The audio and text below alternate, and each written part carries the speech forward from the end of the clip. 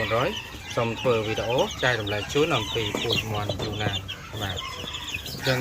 ពូជមន់យូណាននេះគឺដោយយើងខ្ញុំតែជម្រាបជូននេះជាប្រភេទពូជមន់ខ្មៅសាច់ខ្មៅគ្រឿងក្នុងខ្មៅប៉ុន្តែរោមពណ៌មាសរោមពណ៌មាសបាទបងប្អូនឃើញទេ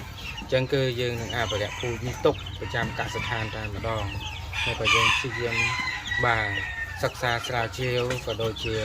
បាទរកពូជដែលមានគុណភាពបាទយកមកអភិរក្សទុកនៅក្នុងកសិដ្ឋាន400បាទសម្រាប់